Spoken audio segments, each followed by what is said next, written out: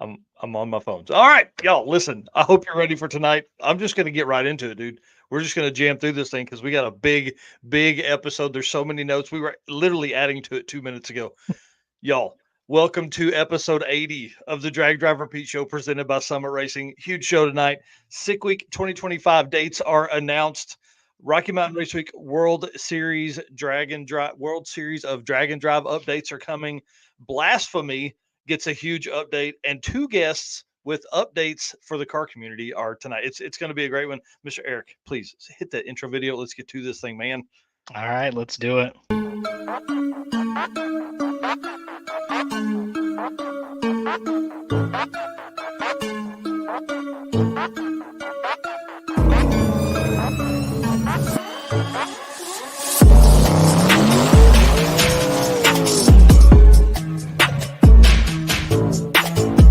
We're gonna pack things up and hit the road and try to make it the next day.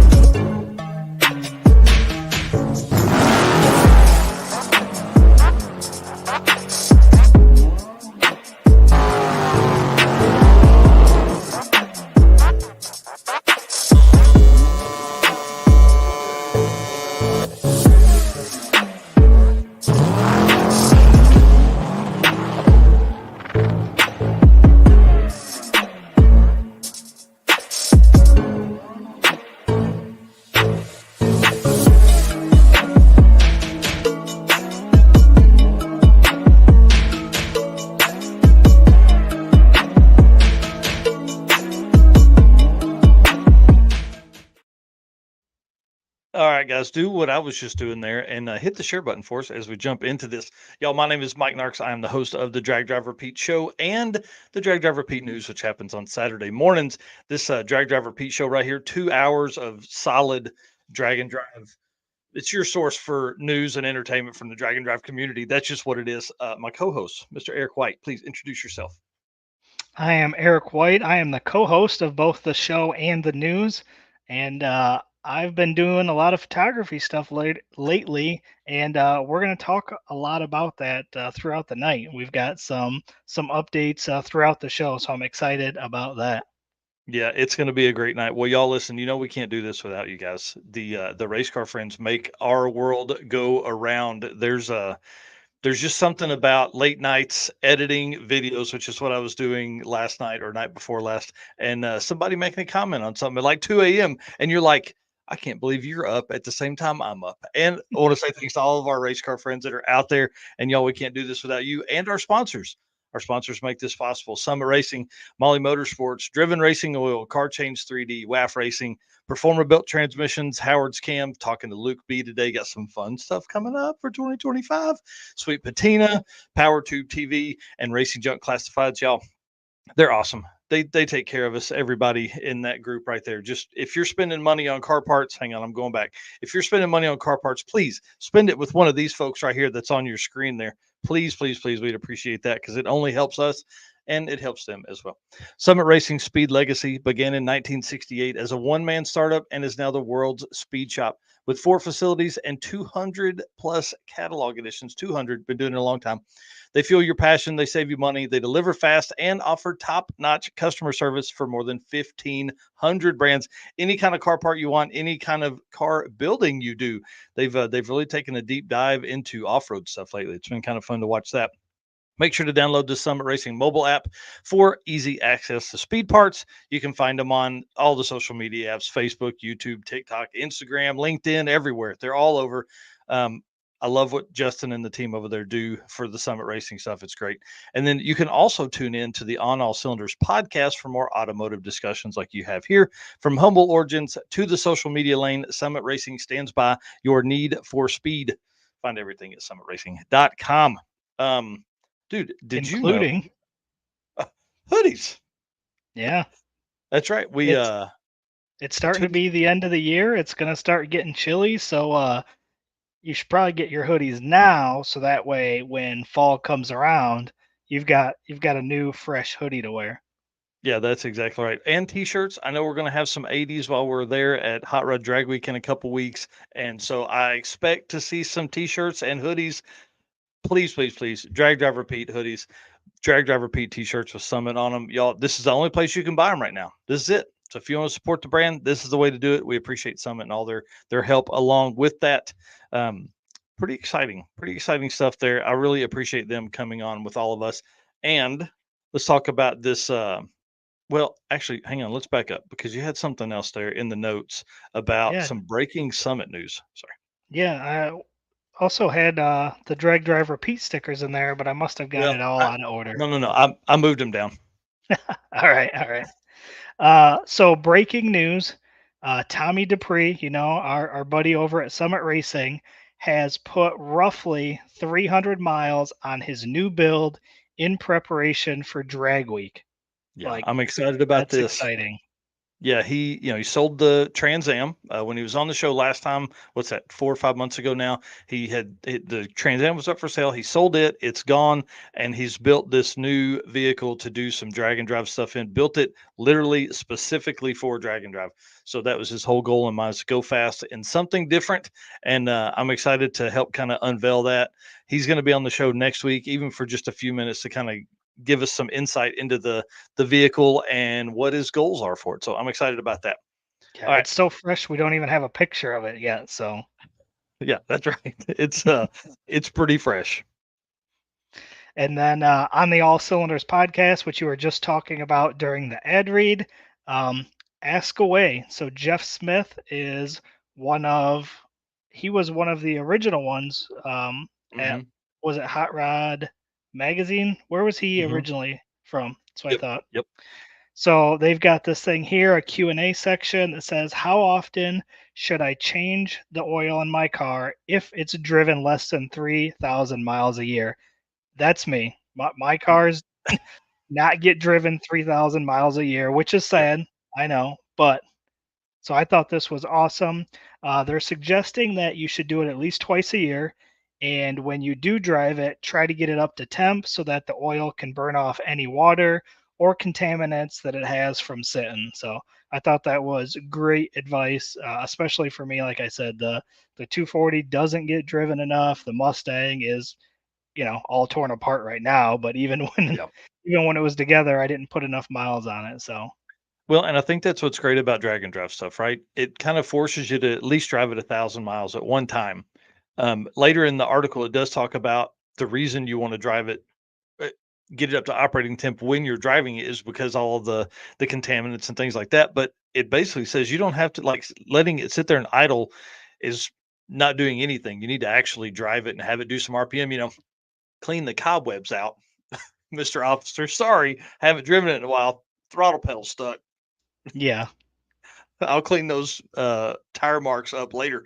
Yeah, so great article here. Obviously, love the team at on the On All Cylinders. It's not just a podcast; it's an entire website putting all that stuff. NHRA's NHRA stock here says 3,000 miles is 1 week for Rich Guido. Yeah, literally, it's like 4 days for him. I think when he went to when he went to Yellow Bullet or Yeah. Yellow Belly, Yellow Belly.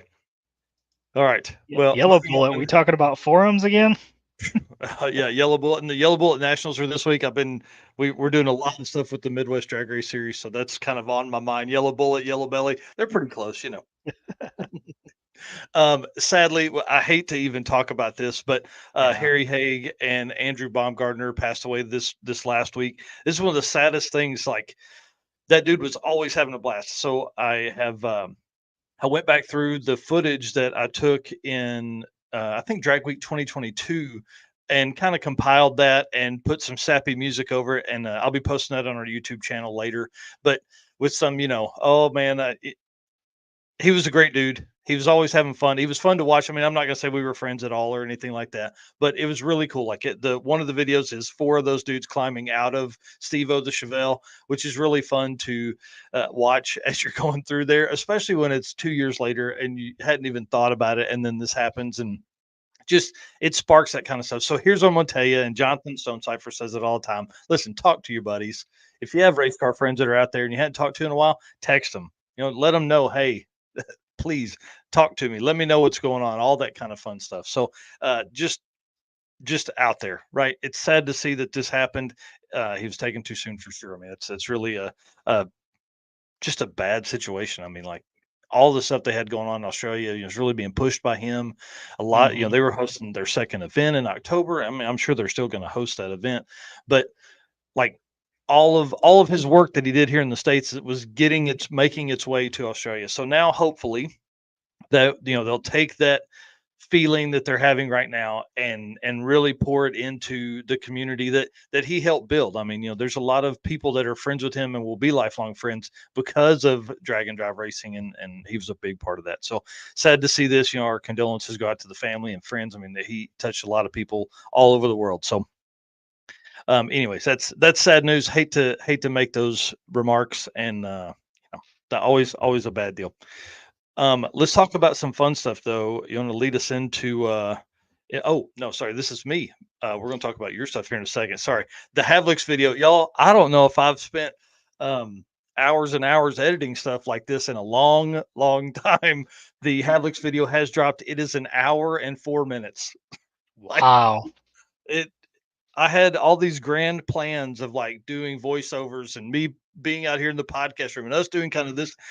And I was like, I can't, I can't edit on this video anymore. I mean, it's taken me what, 10 days, 12, 17 days to get to this point where I could even get it finished up. So long time working on that thing. I hope everybody enjoys it. It's really just kind of a simple recap. I mean, there's just a lot of videos chopped together. One thing I will say that I enjoyed about what we did throughout the day is we talked to different racers throughout the day, different conversations and things like that. So you can get those, but then in this video, and then also we did a live stream where we walked the pits and talked to everyone kind of in the pits.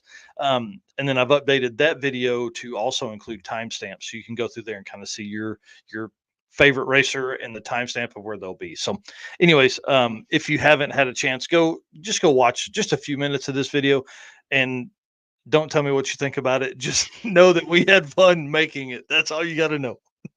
Yeah. And on the topic of Havlick's fastest streetcar shootout, the last of the photos from this event will be dropping tonight after this show. So I finally got through editing all those photos. I am going to make a post later just comparing some before and after photos, um, Mm. just so people can see what goes on, with editing some of these photos, because I know it's taken me a month to get out all the photos, but I feel like the product that got put out was on point. So I think it's I worth mean, it. dude, look at that Yeah. photo. See right here. And Yep. for the folks that are listening on the podcast, just jump over to YouTube. Look at this stuff, man. It's so good, dude. Yeah. And, this was one of the pictures that we discussed about potentially making a poster out of. Somebody from the event has requested a poster of their vehicle. So the site that we were going to use to order posters from, I will have a sample coming so I can see how the quality is. I'm hoping it's as good as, the quality of the picture, but I want to make sure before we start selling anything that it meets our approval for that quality. So if this poster comes out and it's beautiful, then we're going to be picking either this photo or the photo of the side shot down the side. And I think we're going to put up a poster option on the Drag Drive Repeat store to order one of those. So if that's something you're interested in, we will make an announcement, but keep an eye on the website as well on our store. Yeah, I'm excited about that. I think there's there's just shots that come from that. I keep telling Eric I want to do like a limited print number deal, and I mean obviously he's like, yeah, that sounds great. Now do it. But the I think if we offered something really cool and really unique from some events throughout the year, maybe not every event, but sometimes like some of these photos just speak to me, man. You know what I mean? They speak to everybody. These photos are great, and so we're gonna look at that. I hope that poster is great quality because man, I'd love to do that for folks. All Yeah. right, and well, hang on. Let's back up to that photo. Do you want to talk about what we're gonna do next? Maybe what we're gonna do for Drag Week. So we've been tossing around this idea, and we think we're going to at least put it out here and get feelers, and we'll go from there. Um, we put out a lot of photos from these events, and we decided that we are going to start offering photo packages. Obviously, a lot of other photographers do this. It's a way to help support us again, but we're It's live on the website now currently, correct? Yep. Okay. So it's 200, or what was it? 300. I think we've got it set at 300. Hmm. You're guaranteed um, pictures at each racetrack. So again, this is our first time doing it, so we just want to put it out there, give it a shot, see how it works. So for Hot Rod Drag Week, we're going to try to get maybe just a couple. We're not going to go crazy and try to do a ton, but if you would like a photo package of your vehicle from Hot Rod Drag Week, the link is in the chat here. You can go over and check that out. Again, this is just one more thing that we're trying to do to again help us get to all these events. It's Yeah. we talk about it all the time. It's time consuming. It's expensive. I spend almost a month editing photos Yep. from this event, and it was only probably 1,500 that gets posted, Yep. and we're gonna have 5-6,000 to go through from drag week at a minimum. So it's just one Yep. more option for you guys to guarantee get photos of your vehicle on the event, and B, help support us. Yeah, I think this is going to be really fun. One, I think it's going to be a great opportunity for Eric to kind of stretch his legs as well, but it's also going to help cover some of the costs on building that Mustang for Drag and Drive. So that's kind of the push. You guys have seen me saying that in about every post I've made about the store. That truly is what this whole thing is about. For me on my side, I know for Eric on his side, it's about progressing and getting better. And to do that, you just got to take more photos, and you got to sometimes you got to put it on the line, and that's what I feel like we're doing here with this. So yeah, right now I've listed four packages on the website. So we're not going to do any more than four, maybe five, simply because we've never done this before, so we don't know what to expect with it. So anyways, if you want to do that and support us that way, we'd appreciate it. All that money goes directly to Eric and helps him fund all of the stuff that he's got going on, and get you some really banging photos, man. I'm telling you, some of the stuff that you've come out with from the Havlicks is awesome and over the top. um, but while you're in the store, you can go to dragdriverpete.com. You can also look at all the daily dose notes and articles and all the stuff that we put over there, all the video links, everything. But you can also jump in the store and pick up some decals or keychains, which is another great way for Eric to get photos of your car if you're going to be at an upcoming event that we will be at. Having these decals on your car, I mean, guaranteed way to get a photo. I'll tell you right now, because as you can see, these are on the hood of my old truck and give no relation to what size these are. So I told Eric, I was like, man, the first car we see with these decals on them gets a free photo shoot. I don't know what that even means, but we're gonna like find a cool spot on the first parking lot that we see the first decal, and we're gonna like make these people stand by their car. We're gonna make it look good, and because we need that for coverage and we need that for photos on the website as well. So if you want to, dragdriverpete.com/store. Okay, let's move on, dude. Driven Racing Oil event updates. All right. Driven Racing Oil is the performance engine oil that can do it all. GP1 is the ultimate oil for any race or performance application, whether launching hard at the drag strip, enduring the extreme heat of off road and circle track, or pushing limits in top fuel drag boats and demo derbies. Winning racers choose GP1. Compatible with engines from classic hot rods to cutting edge race machines, GP1's unique surface cling and high zinc formulation ensures superior wear protection, particularly for flat tappet camshafts, while solving issues like cylinder washout with methanol and ethanol fuels. Crafted from the legendary Bradford, Pennsylvania base oil, then enhanced with state of the art additive packages, GP1 offers the best in protection and performance. As you guys know, you can follow Driven on social media, Facebook and Instagram at Driven Racing Oil, or you can head over to the website, drivenracingoil.com, and check out their Labor Day sale, 25% off all of your web orders through a Monday. So if you're in the position for getting oil, or you just want some cool merchandise, they've got a ton of cool stuff there. Yep, hats. They've got the American flag eagle T-shirt, which is pretty awesome. So oil, merchandise, either way, 25% off all of those web orders. Yep. Yep. Pretty awesome. And what else is really awesome is Driven is the class sponsor of the Dragon Drive class at Holly LS Fest. So this is pretty cool. It's the form. It was formerly known as the True Street event. It's a heads-up class to test the durability of your build. All entries will participate in a cruise inside the facility or be made to idle in the staging lanes for an extended period of time. Then you make back to back passes down the track where they're looking for the fastest average. So, slightly different from our normal definition of a drag and drive, but nonetheless, still street cars, doing these races, fastest Mhm. average. You need DOT legal tires, full bodied cars with stock body panels, no dragsters, roadsters, or alters. Drag and drive entries receive a grudge test and tune free of charge for the remainder of the event after that class is completed on Saturday.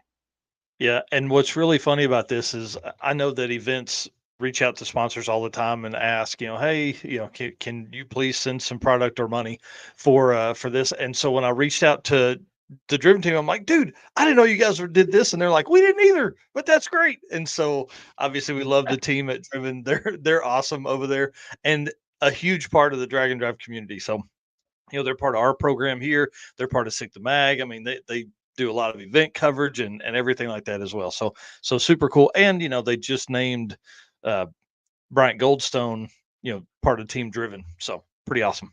Yeah, that's pretty sweet. Yeah, well, let's jump through this real quick. Dragway Rush just happened over the weekend. You guys know that we had them on last week, so I'm going to run through this because we're getting a little bit behind because of all my ramblings.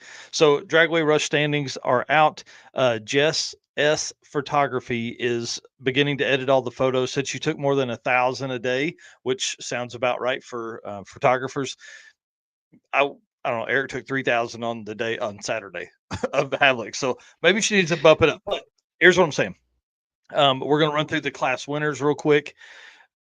Lots of classes here. I would love to go back later, maybe next week, and break this down, or maybe after drag week or after super week, I guess is what we're going to call it, and kind of break down these classes, see what was different. I liked a lot of the names. So, fastest car overall, they got that super cool trophy we talked about was Aaron Ahuja in a 2019 Corvette with a 951 average. Big tire was Fedon Fedon Barisa 2015 Mustang with a 1082 average. Tiny tire, which obviously 235 there, is Michelle Henderson in a 70 Nova. Way to go, lady. Love that. 1165 average there. Super Street, Aaron Ahuja in the 2019 Corvette with a 951 average. Obviously, I said that a minute ago.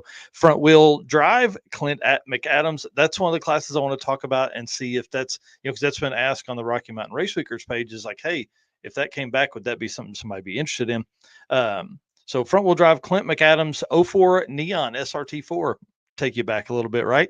1345 average for him. All wheel drive. We had this happen at the circuit. They had it happen there too.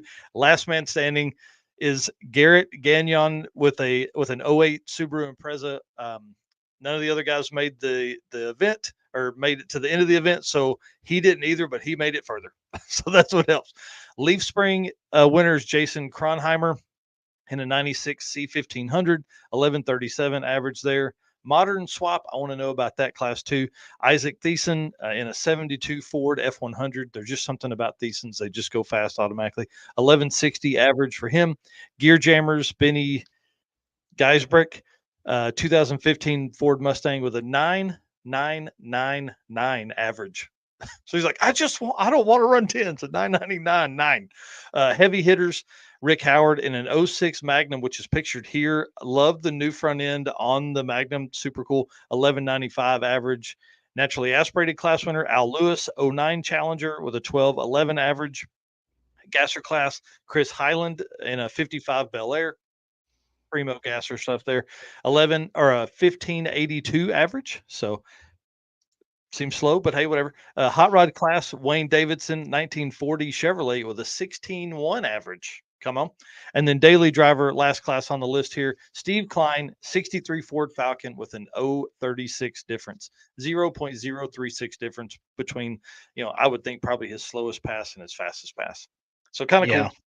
So congratulations Dra- to all the winners of Dragway Rush. yep. Dragway Rush right here saying huge success all around. Dragway Rush 2 is definitely happening. Thanks to everyone. And then we've got Scott Story here saying I broke on my way last day on my way to Grand Bend for Dragway Rush. Dang, man. That's cool. Well, it's exciting. Hey, it's breaking news right here. Dragway Rush 2 is going to happen. We'll Yep. have to have Chris back on and kind of give some details around that and some of the things they'll change. All right. Drag Yep. Week 2024. We just talked about this. Again, photo packages are available. Sorry, I had moved that down in the notes there. Yep. That's our next event that we're going to be at, and it is Mhm. coming up soon. Yeah, very soon. So Super Week updates. Again, that's what we're calling this week of 3 national level events. So Redwood Rally obviously is one of those. Check out these decals that they have for Dude, the track I pass love count. this. Love it. Yeah. So track pass count and then your fastest pass of the day. Yep. So I don't know. Do you put this on the outside of the car or is this something that you'll keep inside? You know what I mean? Like, could this be something that you would put, on the refrigerator later? Thought Yeah. that was kind of cool. So super neat idea. I love the coloring. I love that they're all different colors, all different sponsors, all that kind of stuff. Yep, that is super cool. And then Heather had mentioned that she is getting all the registration booth stuff printed, organized, and packed, coordinating the last big merch order, logistics with employees and volunteers, getting driver swag bags prepped, getting raffle items ready and packed. So she's been extremely busy doing that kind of stuff. And then Jesse showed us some of the secret stuff going on for the 2024 trophies. And you guys are going to have to fight over them because those are going to Yep. be pretty awesome. And there's going to be more trophies this year than in the past. Yeah, that's going to be cool. And based on what he showed us, man, I'm telling you, folks are going to want that. Yeah, it looked pretty sweet. Yeah, and no, we're not giving out clues. Yeah, you're going to have to wait and wait till those are out so that you can see them. Yep. And then also they have a live stream being produced by Radical Speed, which they said was some really cool, innovative ideas working. So I Yeah, love that we're looking at all this new stuff that's coming. Larry Throckmorton, y'all, that's my old boss right there. Hey, buddy. Hey, boss, how you doing? Drove hey, through, I think where he lives now, the other day and thought about him. Well, that's cool, man. Hope he's doing great. All yep. right. That live stream thing really had me kind of interested on when they said cool, innovative ideas working. So I'm excited to see what they got. Yeah, and just staying on Super Week real quick, think about what's going to happen that week. So you have Hot Rod Drag Week that races in the morning, and Adam Dory went over this last night on his podcast as well. But you race in the morning at Drag Week, and I think Redwood Rally, and then as that's winding down, Rocky Mountain Race Week is winding up because you race, 8 to 3 at Drag Week, and then it's 3 to 11 for Rocky Mountain. Yeah, So it's literally 15 hours of drag and drive coverage every day for the week of September 15th through 21st. Like it's dude, it's I say it all the time, it's going to change the game. It's going to change the way things happen. They're changing the way drag and drive happens. It's going to be so cool. yeah. I feel bad for all my non-car friends on social media because this is going to Uh, be a brutal week for y'all. oh, yeah, I just unfriend me now.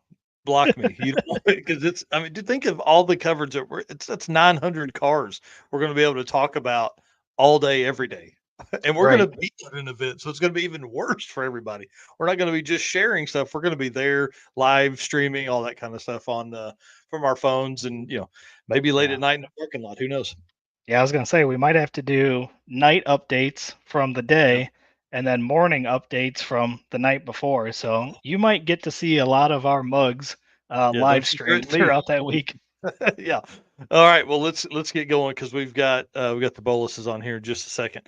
All right. Sick Week 2025 dates have been announced. I'm excited about this. Eric and I have been working back behind the scenes trying to figure out when we're going to do this.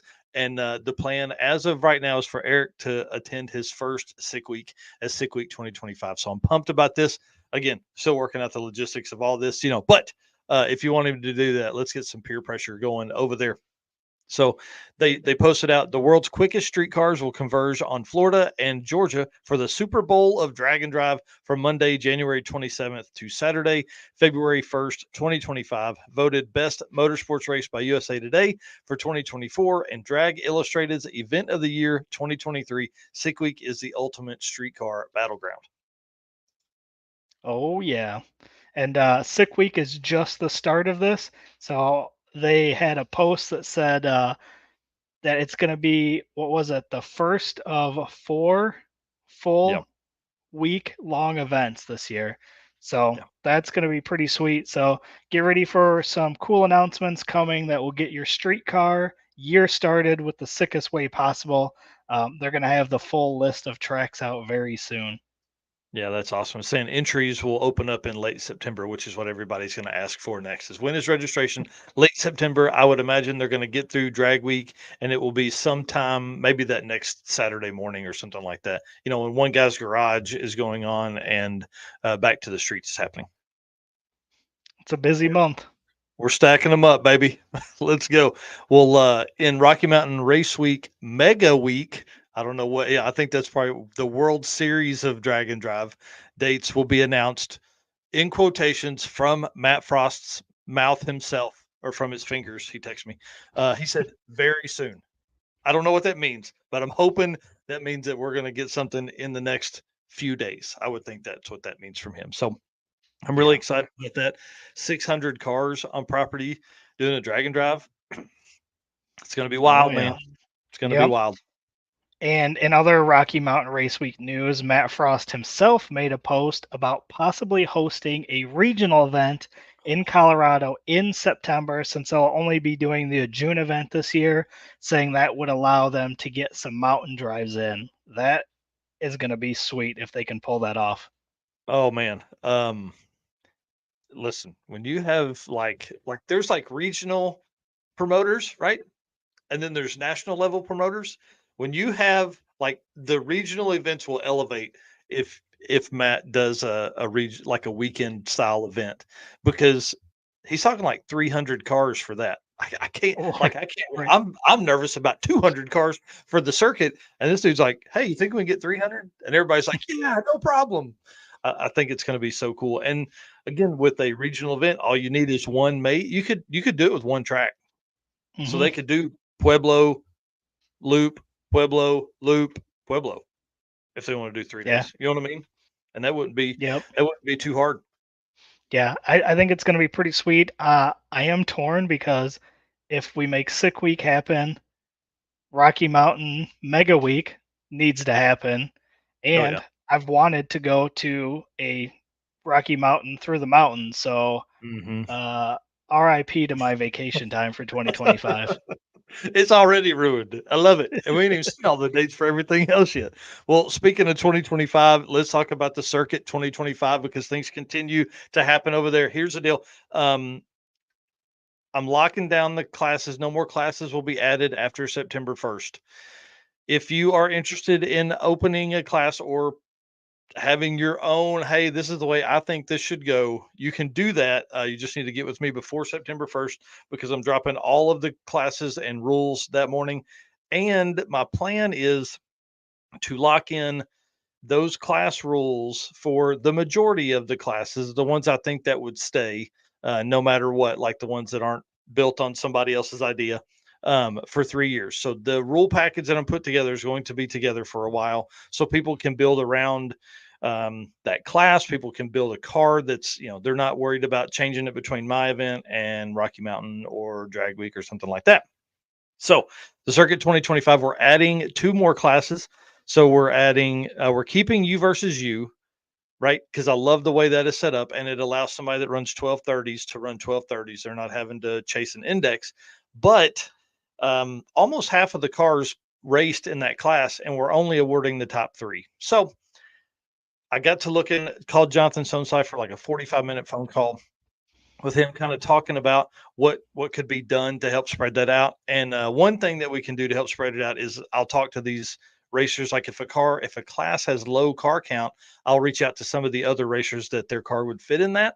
And so I'll do better at that for 2025. But also we're going to add 2 index classes. So I went through everybody's time, everybody's quarter mile time, because that's what we're racing this year.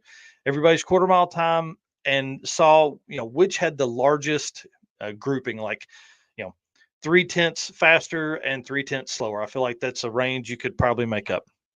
12.0 index is set in stone. We're doing that. That will come out this weekend. But the one that's up in there is 11.0 index or 13.0 index. So if you're a member of the Circuit Racers Facebook group, jump in there, vote on that. The reason I'm doing it in there is because I know those folks are coming or have been to or intend to come to the circuit event in the near future.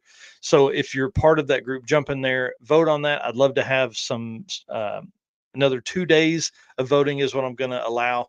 And then we'll see what adds. And then I'll drop that on Sunday morning, September 1st is the plan to release all of the classes and rules. And again, those are going to be locked in for 3 years, similar to what Drag Week does, simply because it makes it easier to build a car around. So I'm excited about that. I'm excited to offer the people that are in that U versus U 70 plus car grouping some opportunities, some options without having to go crazy and offer everything like Rocky Mountain does. And so we're keeping it at a, 00 index style, because I want people to use the circuit. I want people to be able to use the circuit as a test bed for Rocky Mountain. So it makes sense to run the same index style classes that they do over there.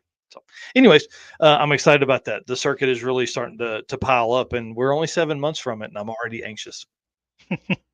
Speaking of other events for my 2025 vacation, Oh can't yeah, forget the circuit. yeah. Thursday and Friday that week, you'll need to be in Tulsa, Oklahoma for sure. So All right. that's only 2 days. It's not bad. Molly Motorsports. So we're going to hit the ad read, and we got some cool stuff in here to talk about. Attention high performance enthusiasts and racers, meet the Molly Motorsports Power Pack Kit, your ultimate solution for power packed performance. The Power Pack pistons are either made from 4032 aluminum alloy to allow for tighter cylinder to wall clearances and improved temperature stability, or the 2618 alloy to allow for increased detonation resistance. Tailored for various engine families from small block Chevy to Volkswagen and Audi, Molly has you covered. What sets them apart? It's their forged pistons, graphol coating, and phosphate treatment for peak performance and durability. Elevate your ride with Molly Motorsports, where performance meets precision. Unleash the power within. Visit mollymotorsports.com for more details. And for all of our podcast listeners, Molly is spelled Mahle.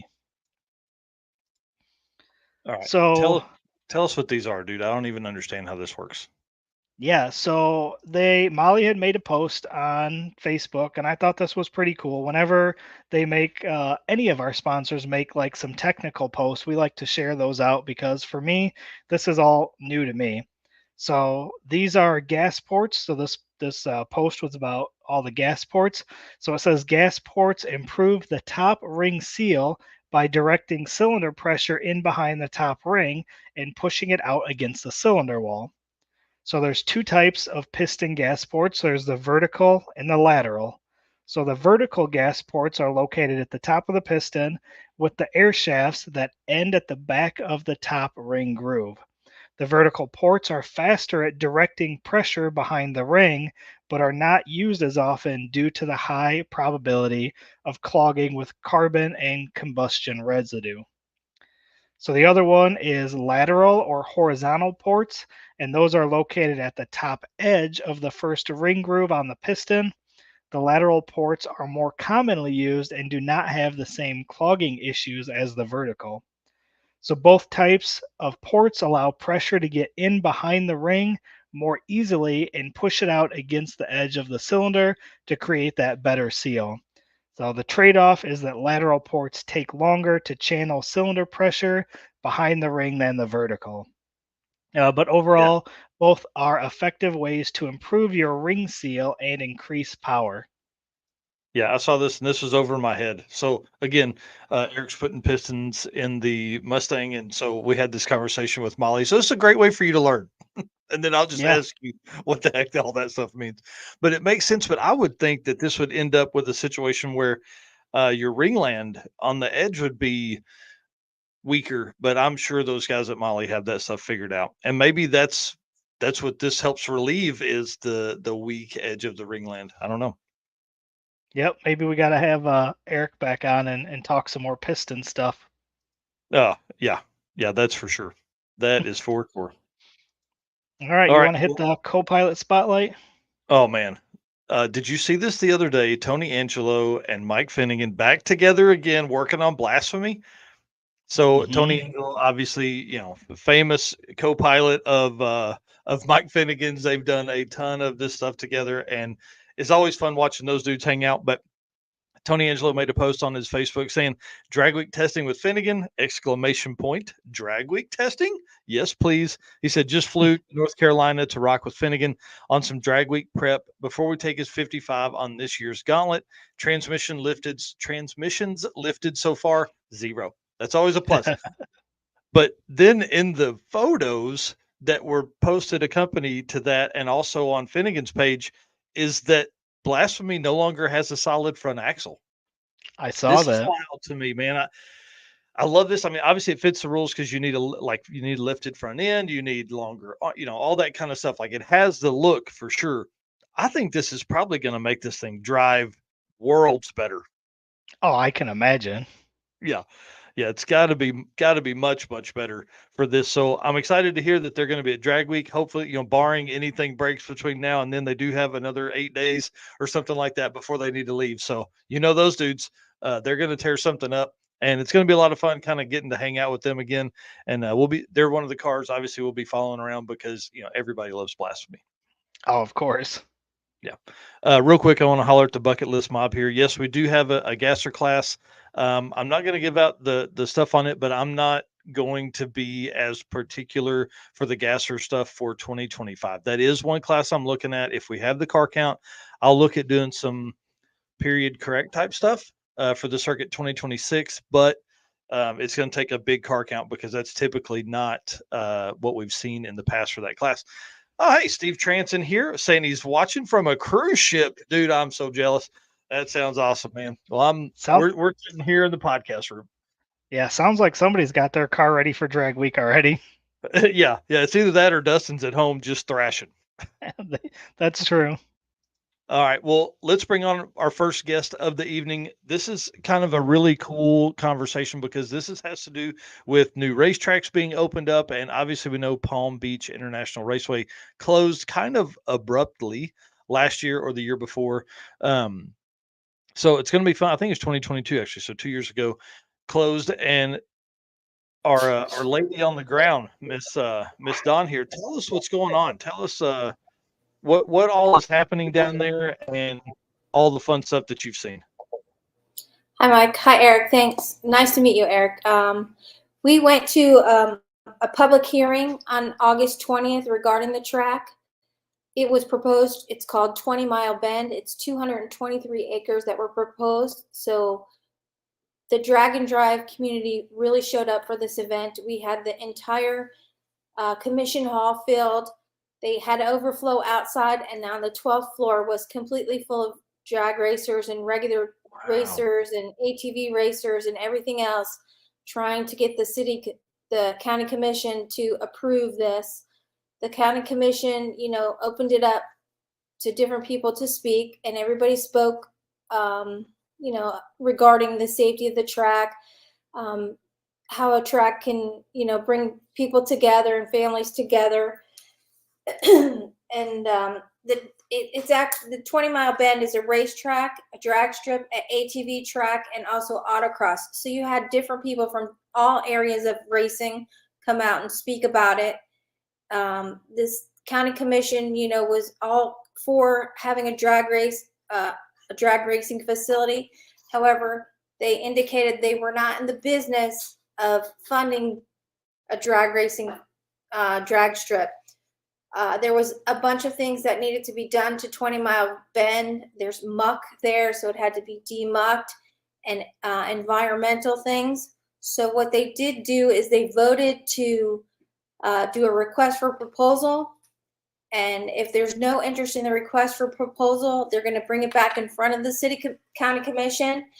and they're going to see if they can get some of the big items, the environmental items, paid for. They're looking for a developer to just develop the land and pay for all the different requirements that the county has, infrastructure that the county has. There's electric that's there's a shooting range down the street from that's a Palm Beach County Sheriff's Office.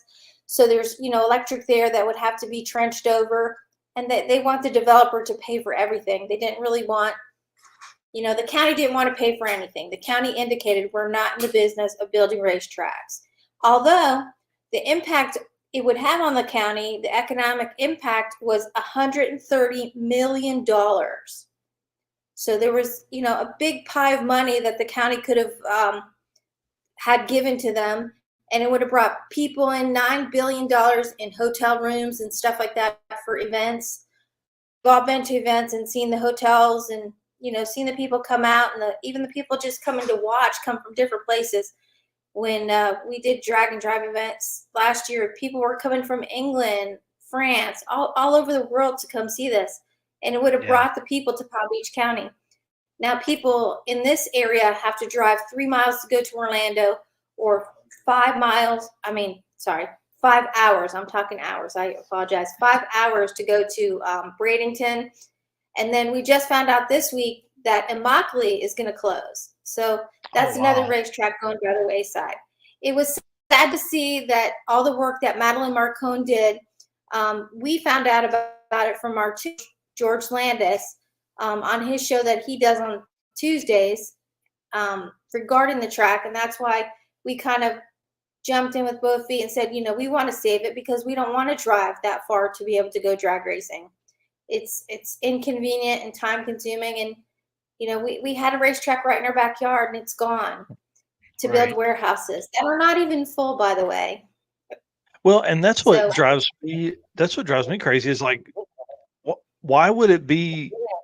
That's a perfect area to put a drag strip. Is somewhere industrial that's not going to be encroached on by houses in 15 years, and it's in the middle of warehouse country out there. Like, it'd be perfect for that.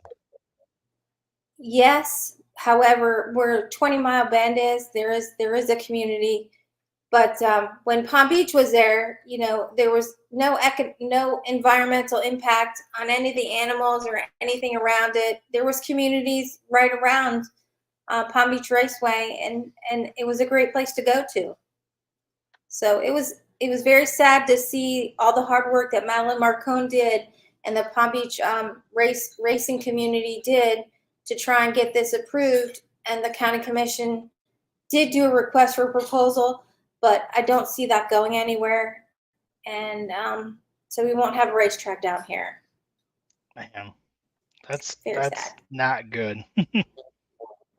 Yeah. Not good. But, we still have Orlando. We still have Bradenton. So we have somewhere to go. 3 hours away. But we're glad, So hopefully, maybe something will change. Maybe everybody, if you continue to write your commissioners, make sure you vote. The people on the Palm Beach County Commission, every one of them voted 2 years ago when Palm Beach was ready to close that they wanted a racetrack. They needed a racetrack in Palm Beach County. And when it came to getting the job done, they didn't get the job done. They left everybody hanging in the wind. So remember to go out and vote and, get people in there who are going to help you and help your community. Yeah. But, well, thanks for... it's very sad. Okay, go ahead. Yeah. Well, thanks for jumping on and giving us that update and letting everybody kind of hear about what's going on with the tracks there. I appreciate you guys having us on. We appreciate that you guys posted it and helped us get the word out to get as many people that, as we did have him show up for the county commission meeting. So we appreciate everyone's effort trying to help us keep our racetrack in Florida, in Palm Beach County. Thanks, guys. Yeah, well, let us know what else we can do to help with that as well going forward. Absolutely. I'll let you guys know for sure. Awesome. Don, thanks so much. Will we see you at SICK Week 2025? At this point, we haven't made a decision. We're gonna do Street Eat this year in November. So we're I'll see you you there. know, try a little something different. Do little North Carolina, South Carolina, but Sick Week has always been our event because it is in Florida and it's easy to Yeah. get to. So I'm probably gonna push the limit and say, come on, let's go ahead and do it. And hopefully he'll say, okay, honey, we can do it. That's awesome. Well, I'll see you at Street and Eat for sure. Thank you so much for coming on tonight. Thanks, guys. I appreciate the help. Yep. Okay, see ya. No problem. Bye. Bye. Oh man, hey, listen, dude. I'm glad I got such a great co-host, man. I have no idea what's Yeah. going on. I've been switching back and forth here, so we'll see. Yep. So I think yep, this picture's from It looks like it's from the Freedom Factory, so I would think that's probably Sick Week 2024 on that one. okay. And then this was the post here about what we just covered. So I know for kind of hard for me to read here, so I can't tell you what's all on there, but this is all about the drag strip here that she was just telling us about in Palm Beach. Did you guys go over that the community leaders voted it down? Yep, she had mentioned Okay. that. Yeah. All right. Which Yeah, which sorry is about that. definitely unfortunate. Yeah, it's just sad. I mean, it just doesn't make any sense to me. It blows my mind that would happen, Yeah. Yeah, and I mean something similar happened to our local circle track here. It's when it was built, there was nothing around, and now it's one of the major roads going through our town, and it's got overrun. So they've actually announced that where the track is, there is a car wash going in and a tire store, which we have multiple of those right in that area. So it's unfortunate, and everybody should do everything you can to help keep these tracks open, whether it be a circle track or a drag strip. We can't afford to have more tracks keep closing. Yep. Yeah, that is for sure. All right, well, that ends our Molly Motorsports segment here. So again, always appreciate Molly Sports for everything that they do. Giving us the tech tip that was posted on Facebook for us to kind of talk about, and always being a supporter of our show. Yeah, they're awesome. And not just sponsors, but also racers as well. Yep, 100%. And thanking of people, we want to thank you guys, all of our race car friends, everybody in here making comments, everybody watching the show. Again, you guys keep us going when we're up late at night, tired, and putting all this stuff together for the show. And we can't do it without our sponsors: Summit Racing Equipment, Driven Racing Oil, Molly Motorsports, Car Chains 3D, WAF Racing, Performabuilt Transmission, Howard's Cam, Sweet Patina, Racing Junk, and our media partner, PowerTube TV, and the Gentleman's Agreement. So we talk about this every week, and it's important to us because we're going to continue doing this because it's what we enjoy. We love the drag and drive culture. We love the drag and drive racers. We love all of that and bringing you the coverage. But we talk about it. It's time consuming. It's expensive traveling to events. So the Gentleman's Agreement says that you guys will share this stuff out for us, like, comment, and in turn, we're going to keep doing our best to provide the best drag and drive coverage that we can for you guys. Man, yeah, please do. Please do. And PowerTube TV, we talk about them, our media partner. We give them exclusive content, and you can see replays of this show over there as well. So rev up your engines with PowerTube TV, the ultimate destination for automotive entertainment. Stream for free on the web, Roku, mobile apps, and more. Catch replays of our shows and exclusive content from top creators, featuring classic like Pinks and Pastime, plus original new shows. PowerTube TV isn't just a platform, it's a community. Join the Content Creator Development Program, like we're in, and be part of something special. You can find more at watchpttv.com. Yep. And new note here, Pastime is coming back. If everybody remembers that show, if you're a car guy, you probably watched that show and guessed with them. It's coming back with shows and events in 2025. Ray Iddings posted that the other day. I'm so excited. Well, I mean, Power 2 posted it, but I've been tagging him and all the folks saying, yes, please, we're ready. So I can't wait. I will tell you guys, I've been begging to be on that, be just part of the production. I don't care what I do. I'll move those stands up for people. I don't care, but I'm excited to see the differences between like what would have been, what's that, mid 2000s that Pastime was on, and what Probably. stuff now, 20, maybe mid 20 teens. What does 10, 15 years in technology get us for Pastime? How can they make it different? Then it's going to be not just the same show, but also, dude, think of the cars. Think how hard it is now to see to pick an 8-second car. Hmm.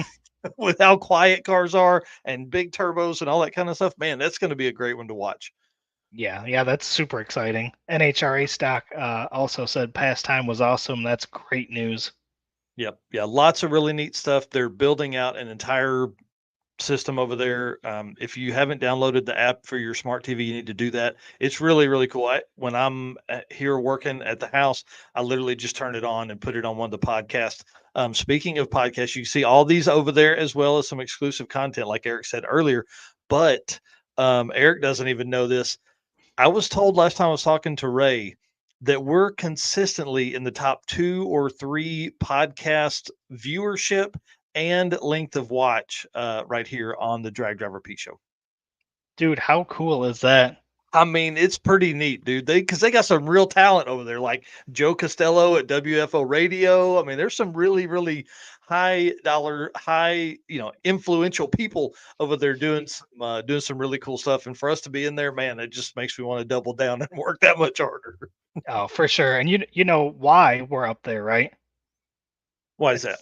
It's because of all of our race car friends going over there and watching our shows and supporting us. Yep. That's Yep. that's how we get there. That's exactly right. All right. Well, let's get to the Howard's Cams community segment, and then we can bring on Casey and Carl here shortly. Yep. So we'll go ahead and hit this video and then we'll get going. Hello, ladies and gentlemen. Harris from the Monoxide Podcast. Real quick, Howard's Cams was founded as a racing cam manufacturer almost 80 years ago when Howard Johansson created Howard's Power and Racing Equipment in 1945. Howard's Cams has always used on-track experience to design the most powerful designs, and today they have an even greater group of experienced racers in circle track, drag racing, road race, mud bog, and marine. They use all this input plus the most advanced computer software to design the most competitive race-winning products. From pioneers in drag racing and oval track to cutting-edge marine development, Howard's Cams is at the forefront of the industry. So make sure to reach out to our friend Luke B for your next valve train upgrade.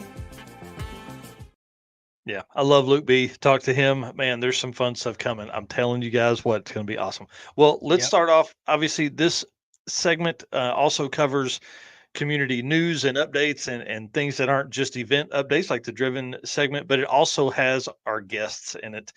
Tonight, Carl and Casey are going to be on here talking about some updates, some event updates for Drop the Hammer, and something else that's going to be going on in 2025. But first, y'all, we need your help. If you guys remember Pittsburgh High School last year, Felicia Smith ran she was out front leading the charge on these kids at Pittsburgh High School in the automotive shop class, getting this car to racing form and ready. So they need some things. They are really, really close to getting this car running again. And so they need a battery, they need upper shock mounts, they need sway bar end links, spark plugs, and I don't have it on this list, but lower control arms. And I think this car is ready to go. They're looking for, they've got to get that stuff so they can get it running to then see what they really need. So my plan is right now I want to do some donations. I'm going to start off. I'm going to put $50 in the pot for these kids. I'm going to put it on a Summit Racing gift card. So if you want to donate for this high school class, let me know. Get with me on the side or message the Drag Driver Pete page or send dragdriverpete@gmail.com an email. Let me know that you want to get involved. We'll hook you up. I want to basically for the next 2 weeks collect donations, and then I'll buy a Summit Racing gift card and I'll send it to these guys. Now they also have an O'Reilly's right down the street. So if you have a um, like an account with O'Reilly's, I think you can pay for stuff at another store. So if you would like to do that, the guy that runs this is called Adam Nunn, Nunn is his last name. So if you'd like to be involved, I'll put all of that in the Drag Drive Repeat Race Car Friends Facebook group. Get him involved over there as well so he can know what's going on. We can keep up because the last thing we want to do is two people to buy a fuel pump for this car. We just don't want that. We need a running list all the time of things that are needed because these guys haven't even started racing this car yet. It's been down for several years because the school just doesn't simply have money to spend on something as frivolous as a race car. Well, guys, we're idiots and we have frivolous money for race cars. And so take a little bit of that and let's put it to this high school. So big shout out to Felicia Smith for introducing us to them. Rick Dodge and I stopped by there last year before the circuit and got a chance to talk to a bunch of the kids in one of the classes, and it was really fun. I mean, like I did auto shop in high school, and we did a lot of maintenance stuff for the other teachers' cars Yeah. and stuff. This was boring. We didn't have a race car. We had our teachers' 57 or 59 Impala. And it was a super cool car, but we weren't allowed to touch it. So he worked on that after hours, but it was in the shop all the time. So, hey, big shout out to Bucket List Mob. He said he's in for $50 too.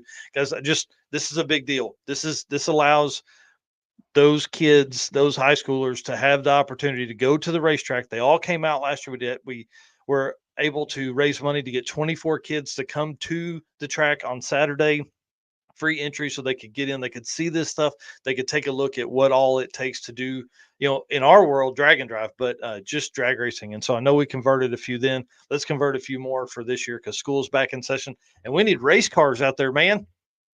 Absolutely. Yes.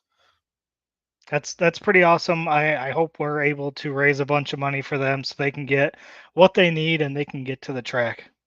Yeah. Yeah, for sure. And the one thing I'm working towards is I would love to have almost like a fund that is collected over the year to provide for schools like this and to provide for opportunities like this for other schools to do it. This is just the only school I know about. So I know there's Right. stuff that's out there and there's parts that are laying around. This is a small block Ford. It's a Fox body platform. People have parts that are laying in their shop floor somewhere that would help these kids get this car back on the road. And then obviously we don't want them to stay at the same ET. We want them to upgrade and go faster and things like that. So yeah, Yep. this hey, hard target for $25. Yep. And then Danny said Chad Reynolds had an O'Reilly account and is giving out the account number, must pay cash to get the discount. So Hey, another that's awesome. opportunity there as well. Yep. Yep, that would be cool. Yeah, I called my local O'Reilly's to see how hard it was to have them, you know, can I buy something from that store and pay here? And they said you can do it. It just takes a little bit of time. So you have to kind of have an account already set up to get around that. So maybe there's some other ways around that as well. Sounds like a drag drive repeat account. Yeah, hey, that may be what we need to do. It's not a bad idea. I know we're working on something for with Summit as well on that kind of deal, but that'll come off here in just a little bit. So Yep. don't want too much details on that, but it's in the works. All right. All right. So more news from the community here. Chuck Stefanski won the 6 shootout at the NMCA race. How cool is that? Man, it's so awesome. I love that car. I love that dude. They've had a hard run at it the last couple months, and this is a huge one. They had all three big three racing cars out there tearing it up. Man, they went rounds. I think wasn't there 4 cars there? So you had Chuck's, you had the Duster, you had Bob Hess. And then there was the F body. Oh yeah, yeah, that is another big three car. Yep. So super cool. We showed those cars last week, talking about the race that was gonna. Or no, we talked about it on Saturday, right? I think it was Yep. Saturday because that's when it was going on. So super cool. Congratulations to Chuck on winning that event. That's super cool, and I'm glad Tom and the SICK team is putting this together at different events. We talk about it all the time. This is great to introduce the Drag and Drive community to new people, new fans, and potentially new racers. Yeah, for sure. And I don't know if anybody saw this. Motion Raceworks giving away the ZZ632 OBS shop truck this is cool. This was at Sick Summer. So I Mhm. got some cool pictures of it. Actually, I got this picture of it doing a nasty burnout. Um, like 20 minutes from my house at the auto museum, the historic auto museum. So super cool. I'm excited for somebody to win that because they can jump in and drag and drive that vehicle like today. Yeah.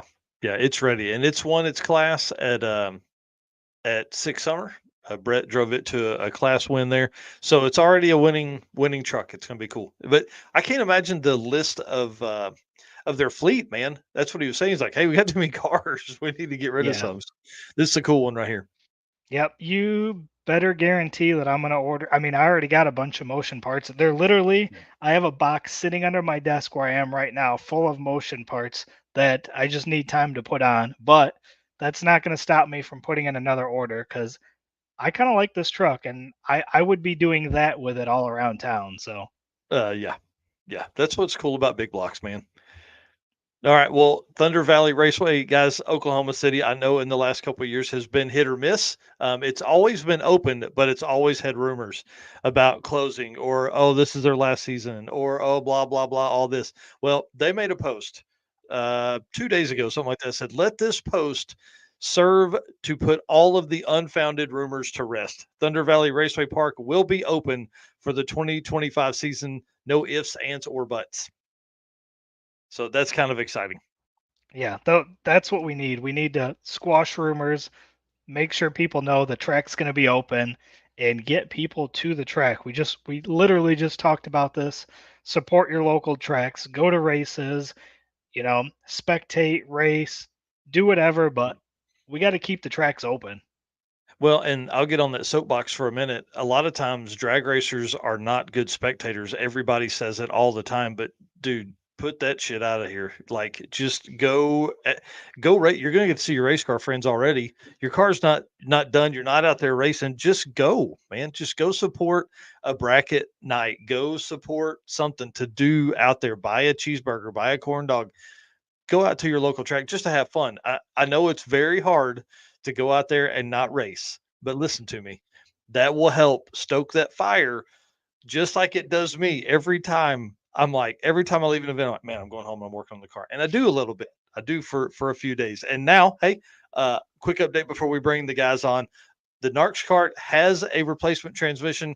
Now we're working towards can somebody cut open this factory torque converter and put some different stall in it, or do I need to find a used stall converter? And it's going to be on the road, and I'm gonna have given that thing away by the end of the year. I don't know where yet, or I know how I'm doing it, but you got to be following Narcoleptic Customs on Instagram to be entered. There's no purchase necessary. I got to figure out all the rules around all that stuff, but it's going to be given away. I will not own that car at the end of the year, I promise. And it's going There to be is a doing burnouts for somebody else. there's a local torque converter shop here in town that cut mine open and checked it. Mm. It wasn't able to be restalled because of the converter itself was at the max that it could be. But there's a local company, and we have a torque converter company in town that actually Oh yeah. provides torque converters to like Summit and Jigs and all them. So Yeah. Well, let's get in touch with them. You drive over there or get me the number and I'll call them. gotcha. All right. Well, I'm excited about this next segment here. This is fun, and I want to give a big shout out to Carl who made this possible. Carl Stansel III is the creator and man with the plan for Drop the Hammer, and then Casey on here as well. Now we're going to go through a little bit. You guys are going to introduce yourself, tell who you are and how you met. I think that's kind of what we want to do first. So, Carl, you start. Tell us who you are and the event, and kind of a recap of Drop the Hammer, and then we'll go to Casey.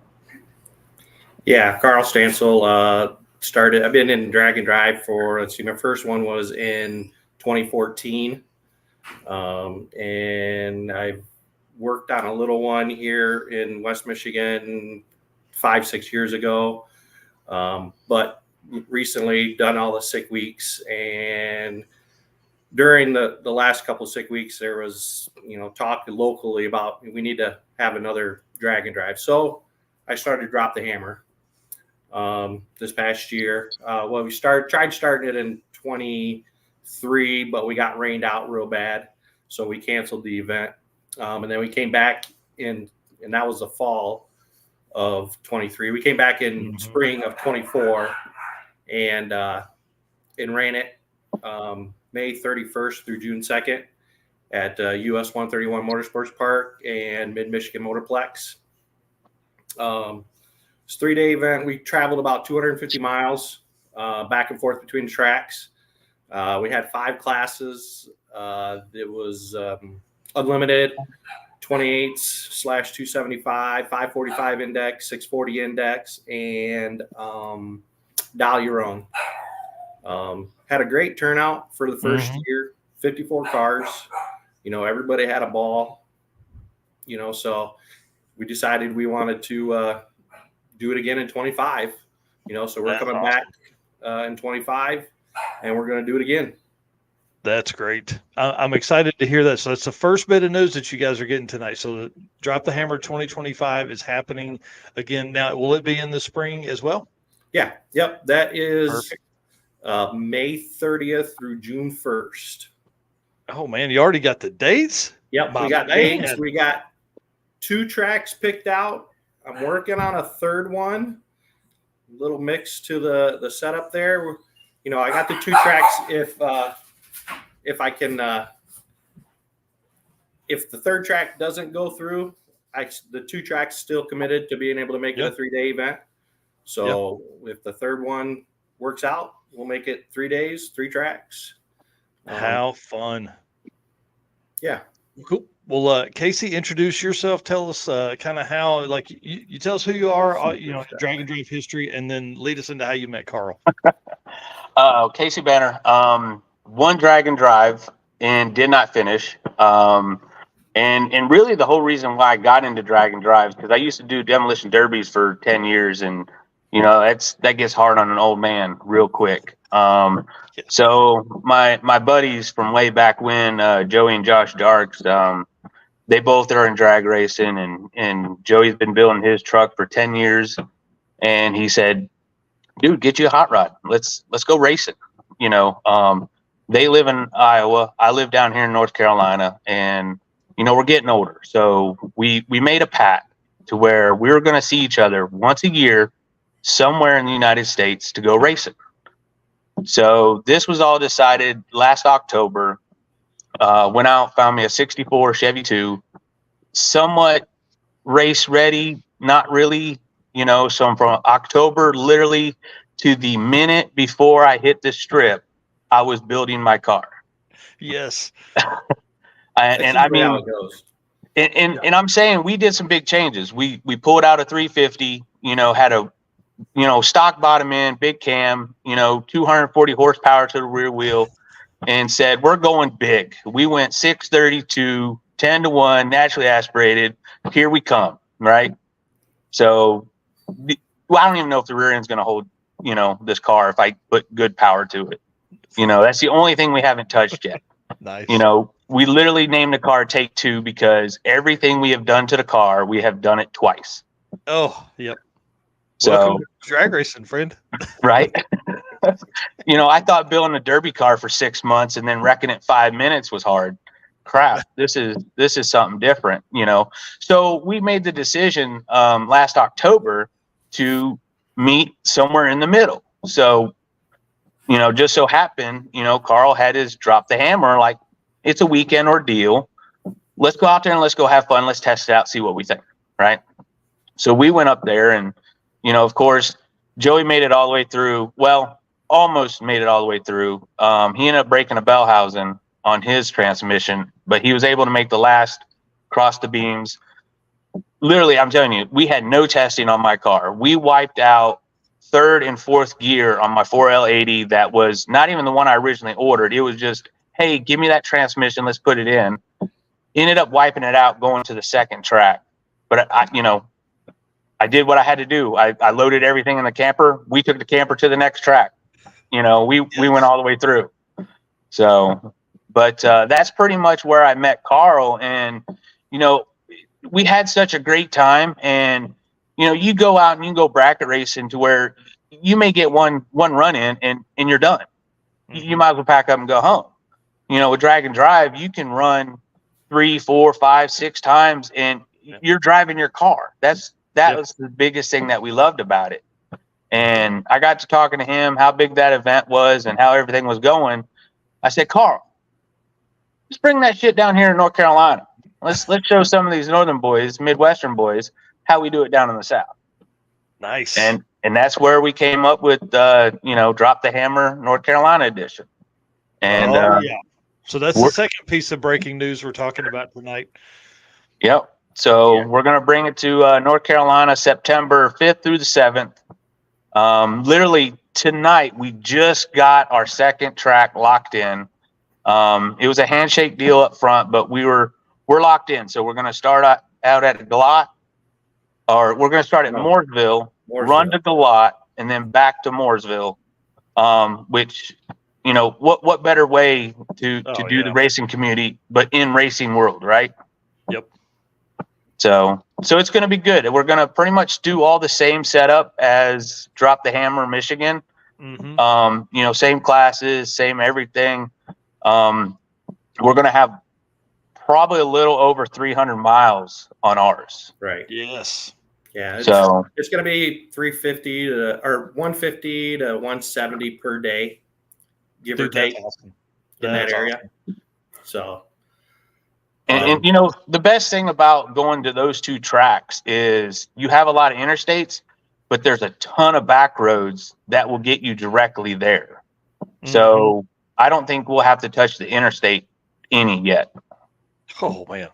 So what are some of the, what would be some of the route stops that would be down there? I don't think we've been to, I know I haven't been to Mooresville or Galot, either one. So I'm sure there's some really cool stuff down that way. Oh yeah. You look at the map and you don't even need to, X out the interstate. It just takes you through the backwoods. I'm kind of hoping that there's a wheel manufacturer or wheel fabricator that's literally right on the route. I got to talk to them to see if maybe they can come on as a sponsor, and then Mooresville is literally, I think I mapped out 5 minutes from Pat Mootsy's place. Oh, wow. So, that's some of the key spots that we're going to stop. That's cool. I mean, that's cool. And I love that Mooresville, Eric Yost owns that. So I'm sure he was all about it because he loves him some drag and drive. Yeah. And that was one of the draws. I was talking to Josh Aguilat and he said, Mooresville might be a good one. Eric Yost is over there. I said, that's right. I forgot that he had bought that there last year, in the last year or two. So I reached out to him and he was like, yeah, let's do it. No qualms whatsoever. And, him being drag and drive, it just fits. Yeah. Him being longtime drag and drive competitor, it really fits to go there and do this with him. So. Yeah, that's exciting, man. I'm really pumped about you guys taking on two. That's pretty, that's a big deal. It's a big deal to not do just one, but do two. And then also try and compete in some stuff, because that's the other side of it. I know Carl's a big time racer in this stuff and love the Blazer. It goes fast. Love the, I had a square body Blazer and man, those things are so cool. Yeah. We'll see how much racing gets done this year with putting on two events. It's going to be a lot of work. Yeah. Because the one thing about doing a successful one is now you have a base. You have people that came, but also all the people that are talking great about the event and all that stuff. So now it's just automatically going to grow if you do your stuff right, which based on the event this year, I think you did. Everybody was talking highly of it and all that stuff. It's going to be so cool. Yep. Yeah. We're looking at some more sponsors this year for the race up here. We're going to keep sponsors separate, keep them local. Yeah. To the two events. I might try and see if we can't find a sponsor that more of a national sponsor that can come on board for both events as a double deal. Yeah. So we're going to take all of it you can. Show it to everybody. You know what I mean? Yeah. So I'm really excited about it. Be able to, this regional stuff it's for the guys that can't get to the big events. You got down there, North Carolina area, you got Street and Yeet, it's a big event, 5-day event. You got Drag Week that travels all over, Sick Week in Florida. But the small events, it gets the guy that can't commit to that full week, because it is a huge commitment. Well, for a and what I week-long say all deal. the time, it's the gateway drug. Regional events are the way for guys to sell that to their spouse or to work. Hey, I'm gonna be gone a Thursday, Friday, and I'll be back Monday. I'll be tired, but I'll be back Monday. Or I'm driving home Monday, so you're at most you're taking 3 days of work off. So that to me that makes a lot of sense. Yep. And I think what we're going to see, we've seen a lot of it this year, is guys that want to do more drag and drives, but can't necessarily say get 3 weeks off every year. They can get 2 weeks off and 2 extra days and go do, 2.5 events. They go do 2 national events and then come do one of the regional ones that's close to them. And so as we look to expand the entire community throughout the next 3 or 4 years, we're going to see a lot of these type events pop up. And I love it, because what I love is, like, especially with like a guy like you that has done multiple events. Now you've hosted a successful one. You know what you're looking for. Like these are the kind of events that are going to stick around and be there, and people can plan on them. You're landing them on the same weekend every year. For 2 years. I mean, that's another big win on that side too. So that's a plus, man. That's a huge props to you guys. Well, I mean, the best thing is how Carl and I look at it. He's a season opener. We're going to be a season closer, right? And if you keep the dates the same every year, then people have something to shoot for. People aren't tooth and nail being like, okay, when's he going to post the dates? When is the dates? If we can really pull this off, it should be the weekend after Memorial Day and the weekend after Labor Day. Mark your calendar. That's where we'll be every year, because it's like with me. I knew I had a target in October. It was the end of May. Build my car. Yeah. And when I say build it, I'm talking I ripped the floor pans out of this thing. I see pictures. Dude. Yeah, no thanks. But it was screwing new ones in over those. We got right to a race. But I mean, and that the drag and drive community is just so awesome that it could take a car gearhead like me, that's been doing one thing for so many years, and opens them up to something totally new. And it is the same as the derby world, right? They're willing to help you out, but you put that helmet on out there in the dirt, they're about to hand you your ass real quick. Yeah. Yep. But they're going to ask for their battery back when you're done. So yeah. Yep. Well, and that's what's great about we say it all the time. It's like a nomadic tribe of hot rodders, man, just moving along through the country, trying to bringing everybody along. It's one of the best communities that's out there that I've ever met. Yeah, we're excited. We're ready to, we still got some time. We got exactly a year to get ours planned. He's, getting his geared up. I mean, he's kind of got a head start for us because he's done it once. So, so we're going to keep a lot of the same format down there as we did this year.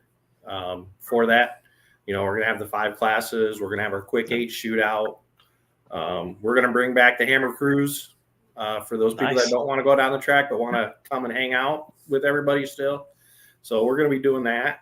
We're going to do that at both of them. Both events are going to have it. So it's fun. The people, the Hammer Cruise, they get to do a poker run. So that gives a little fun for them. Oh, that's a good idea. I like that. So we did that this year with them, and they had 5 stops instead of 3 stops that they had to hit, and then they got entered each day into a drawing for a prize. I think this year we did a Lego 69 Camaro, their Icon series. I don't know, big fancy car deal, and then a portable Blackstone. So give prizes out like that. That's it's fun for the car community. They can use while they're out there and stuff like that. Yeah, and I'm telling you, the more we can get the opportunity for additional family members to come out with these folks, the better. 100%. And the Hammer Cruise is a great way to do that. Yeah, we had a few families actually ride along with their race competitors, wives, were entered into the Hammer Cruise because they wanted to come along and hang out as a family. Yep. Cool. Yes, we're adding that class to we're adding something similar to that to the circuit. I just can't come up with a name. But really simply before that, I want to expand the opportunity for people to come out and enjoy themselves and not be, that just gives you a whole other avenue of ways to take care of people from the drag and drive side of stuff. They're going to be driving, they're going to be on the routes, they're going to be cruising, they're going to be buying stuff from local shops, from local gas stations, from local restaurants, all that kind of stuff the whole way. I love it. Well, any idea on car counts, things like that you guys have thought about? We're going to keep it at around the 125 mark for each event. If it grows, if we max out after a year or two, we might look at making it a little bigger. But I like the smaller count because it allows the guys. We've got 4 hours of track time at 125 cars. The ratio of times you can go down the track versus the big events that are 6 hours at 300 cars. Yep. It just gives the guys a lot more opportunity to go race, and that's what it's about. You want to go down the track and have fun. You don't want to go make 1 or 2 passes, maybe 3, and be tied up in the lanes all day because car breaks down or, you just got so many cars to get through. With the smaller count, it makes it a lot easier to be able to make that 4, 5, 6. We had guys that were racing each other and going round robins, going in circles, so they're just having a ball doing it. And that's what it's all about, having fun. Yeah, for sure. And I like the timing for the North Carolina event is going to be really cool because you have like Kakalaki Run that's in March. And then, this is going to be 6 months later. So to give some folks in the area great chances to do some drag and drives, and there's the timing of this. You could really use that as a test bed for Street Meet, which is the last event of the season. So perfect timing on that, guys. Yeah, we kind of like my event, drop the hammer, the main one, the OG one, if you want to call it. drop the hammer, OG. Yeah, is in the springtime, kick off the spring. Yep. North Carolina edition. It's at the end of summer. It finishes off the year, kind of. And just kind of gives you a spread. Yeah, that's going to be cool, and I think it'll be really fun to see who's going to make the trip. Who's going to make the trip from Michigan to North Carolina and do both? So I think it'll be fun to see. That would be interesting. Yeah. I was thinking, was there opportunities to give like a class winner or something a guaranteed spot at the other event or something? Might be kind of cool. Yeah, well, we did do a raffle. Each day we did a raffle for 4 or 5 different little prizes, and on the last day we did raffle off 2 entries to next year's event for my event, and then maybe we can look at doing something like that of giving away one for the North Carolina edition, and then flip-flop, do the North Carolina edition and give one away for 2026. Yeah. Oh, yeah. Yeah, it's crazy. We're already thinking about 2026, but that shows like how, that's what good event promotion takes is for guys to think ahead. You can't think about I'm sitting right here, when Casey were talking about putting this thing on in North Carolina, and it's like, that's a whole year away, and we're trying to lock down tracks, and it's like, man, that's kind of crazy. Yeah, you got to. And when we first started hosting events, this is like year 12, I think, for me. You waited until February. For us here in this part of the country, like MoCan would be like, oh, we'll look at it in February after all the big events get wrapped up. Well, after the circuit last year, we started talking, or 2024, we started talking to tracks. Hey, what are some dates we can look at? When are things that we can do? And so, it just takes that kind of forethought, and the tracks are willing to do that because now they know they've got that weekend locked in. Mm-hmm. Well, yeah, originally we tried to do Rockingham because it was a little bit closer. Mm-hmm. And when we talked to them, they said, no, 2025 is booked. the whole year. Yeah. So, Wow. we're talking this early too, right? Like this was probably 2 months ago, Carl. Yeah. And Yep. yeah, they were booked solid for the whole year 2025. That's crazy. Right. So we got to plan ahead. Yeah. So what's the official name for the other one? Is it Drop the Hammer North Carolina? Yeah, North Carolina edition. That is September 5th through the 7th, right, Casey? Yep. Yeah, 5th through the awesome. 7th. And the OG is May 30th through June 1st. Is that right? Yep. Okay, cool. Yeah, I just want to make sure my notes are right because we'll put up something after this about this conversation. That's really cool. I'm excited about that for you guys. Well, what's it going to take to get you guys there? You guys got to come to one of these at least. I know, dude. Else. Come on. Believe me. Eric is closer. I wonder if we could maybe put Eric on a cheap flight over, or the drive to that track's not crazy far. It's probably 6 hours for you, isn't it, Eric? To the Michigan one, which one is it? US 131, right? Yeah. Yeah, that's Michigan. not. Yep, the Michigan one is US 131. Don't Yeah, you I have wanna say family up it's here, only Eric? Yeah, I want to say it's only like 4-something hours. I don't think Yeah. it's too bad. Perfect. So in other words, he just said he'll be there. That's what I heard. That's what I heard. That's what I heard. That's all I heard was it's only 4 hours. Yeah. So he's there. Yep. Yeah, add it to the list for sure. Yeah, you only traveled 13 hours to get to mine, right, Casey? Yeah, that was about it. Yeah. Yeah. Yeah, I had a guy on the trailer building the car as we were pulling it up. He's working in the enclosed back there. Oh no, it's open trailer, baby. Oh, even better. Yeah. He's inside the car. He's putting toggle switches in. Right. I ain't never heard anybody say that's a good looking trailer. Yeah. I want people to see what I'm pulling. Yeah, right. Well, Exactly. Well, tell us what else going on. What do you guys have coming up? You got some events you're attending. What's I know Drag Week is in Carl's backyard. Are we going to see you a day of the event or a couple of racing? No, I might stop in to US 131 when they're there. That'd be cool.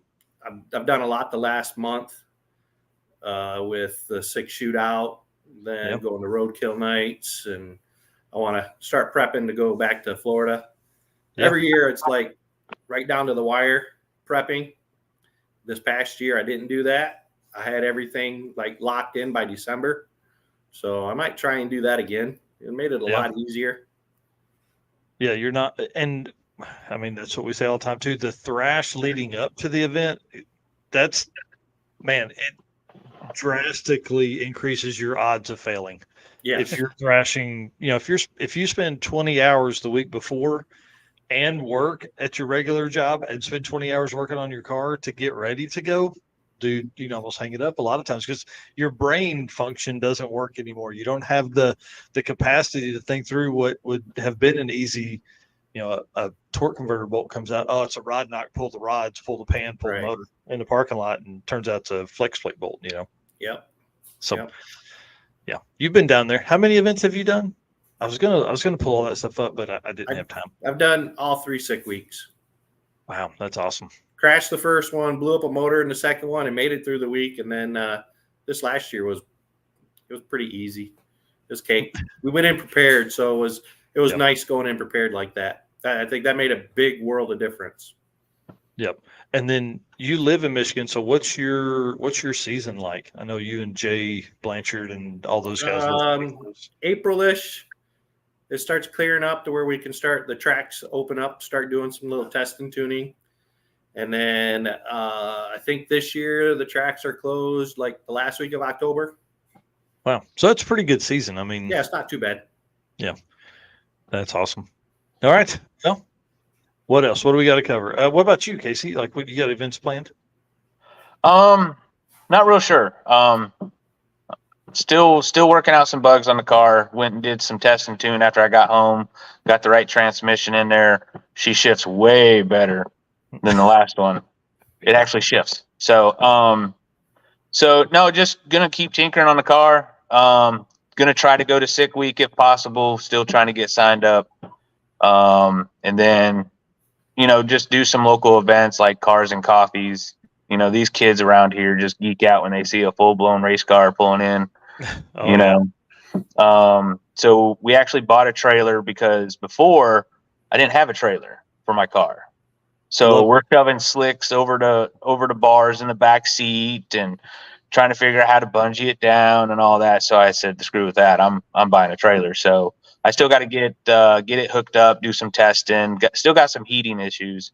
Definitely wants to overheat, you know, because down here in North Carolina, hell heat. It gets pretty hot in the summer. So, you know, I know it wants to get up above 225 Mhm. driving. So it's not cooling while I'm driving down the road. So I got to get that figured out. You know, it's a big motor, you know, so got to a cool tiny that thing car. down. Yeah. Yeah, And, those cars weren't necessarily known for all their space. no, and believe it or not, I did not have to cut the firewall. Wow. I'm not saying that the valve cover is not touching the firewall, but Yeah. You haven't yeah, cut it yet. I haven't cut it yet. Yeah, it'll self clearance. It's fine. Oh yeah. Well, I mean, that's how I got the fans in there. You know, I put everything on the front, shoved my fans in, and it'll self clear. We'll be fine. So, the only other thing I got coming up is MPK signing up for the 7.0 class. So, gonna run with those boys here in October. So, we're gonna see how we do there. Now that I got it going fast, now I got to figure out how to slow it down. Yeah. So, you know, I think the last time I took it out, it was 678 consistent 3 times in a row. I think that's pretty good for a drag and drive event. Yeah. You know, now I got to figure out how to get it to 7. Yeah. Yeah. So, I mean, I'm all foot Throw brake. one of those slicks in the back. Yeah, right. Pull my chute at the line or something. Yeah. So, but yeah, I mean, it's a foot brake car, no trans brake, no nothing. I mean, it's straight up a man's race car. That's awesome. That's cool. All right. Well, guys, thank y'all very much for breaking this news tonight. I'm excited about this. I'm excited for you guys. This is going to be a really cool addition to the regional events for the drag and drive community. I mean, I'm telling you, when we have promoters like yourself continue to add stuff to the events, it helps so much. Yeah, thanks for having us on and letting us do this on the show. I mean, you guys, you're the news media of drag and drive, so you know, appreciate that. You're letting the news out now. Yeah, I'm excited about this for sure. Yeah, we are too. Yep, sure are. All right, guys, we'll see you in just a little bit. If I could have a favor, if you guys could stay on backstage for just a second, I want to make sure that we get the recordings done on this so we can use this and chop it up for reels and shorts and stuff like that. So if you'll hang out back there, we'll wrap this show up here pretty quick. All right. All right, thanks. You guys. Yeah. How fun, dude. Man, I'm telling you, tonight's been a great show. And hey, I've only dropped out 1, 2, 3 times, something like that. Yeah, that wasn't actually too bad. Maybe we're getting closer. I don't know. It's tough on my side when I see that signal go, hey, there's not much here. I'm like, oh man, that scares me big time. So, yep. Well, that's super cool.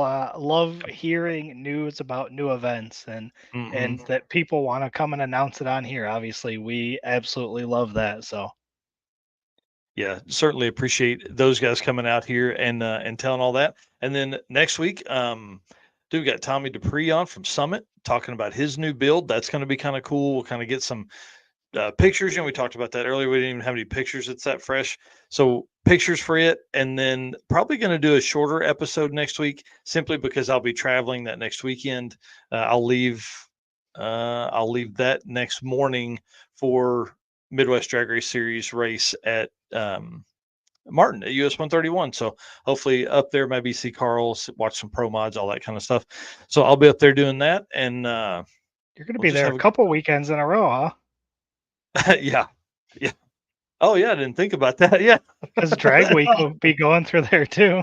Yeah, heck yeah, man. Well, everybody talks about how pretty it is. I'm ready to see it. So, got a comment here I didn't get to pull up earlier. Travis Clark was asking, who did you say is organizing a drag and drive event in the Gulf states? No one yet that I know of. I know Okay. at one point there was somebody was talking about one with along with cruising the coast, but nothing ever came of it. And I don't even know if they had it. Um, yeah, I'm going to have to go back through my brain there and think about who would be Yeah. doing it. Yeah, I couldn't think of anything offhand either. So Yeah. Cool. Well, hey, gives me one more thing to research. yep. All right. Well, let's wrap this thing up here. I want to talk to Carl before he gets out of here. Guys, thank you so much for being here tonight. Thank you for the shares. Thank you for the comments. Lots of comments tonight. A lot of people taking part in the conversation. So I want to say thanks to all you guys. Thank you for being our race car friends. I'm telling you, it really is a big push when I open up that Drag Drive Repeat Facebook page when I've been working on something else and I see 20 plus, what notifications on there. And that always helps. So appreciate you guys for doing that. And then also thank you to our sponsors. Can't do this without they can't travel, can't buy our equipment, all that kind of stuff. Without Summit Racing, Driven Racing Oil, Molly Motorsports, Car Chains 3D, WAF Racing, Performer Built Transmissions, Howard's Cams, Sweet Patina, Power Tube TV, and Racing Junk Classifieds. Guys, thank you so much. We'll see you on the next episode of the news, which is going to be this Saturday morning. And I've already been making notes on it, man. It's going to be, you think last week's episode was jam packed, dude? Get ready. It's going to be hammer time. So thanks so much, guys. We'll see you soon. All right. See you guys.